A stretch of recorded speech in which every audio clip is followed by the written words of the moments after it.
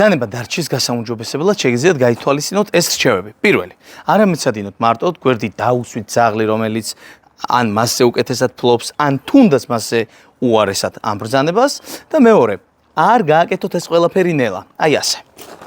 დავიწყოთ, ჯერ სამი ნაბიჯით გავიქცეთ.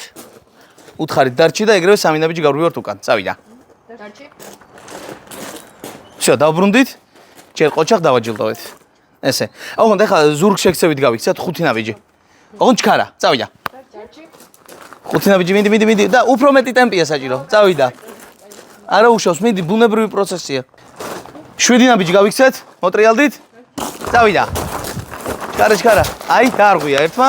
ეხლა მოკიდებ ხელს და აბრუნებ უკან. სანამ დამრღვევი თავის ადგილზე დაბრუნდება, ის აგრძელებს მეცადინეობას. სანამ გააგრძელე. იგივე. აი ესე.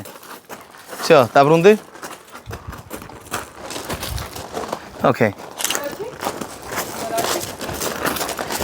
თვითონ ეს ფაქტორი, როდესაც პატრონები გარბიან და მორბიან, ეს თვითონ არის გამაღიზიანებელი ფაქტორი.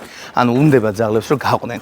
აი ამას თუ შეიკავებენ და ამ დონის ემოციების კონტროლი ექნებათ, რა თქმა უნდა რომ მათი ზოგადად შეკავება და თავის ხელში აყვანა, ბევრად კარგ მდგომარეობაში იქნება.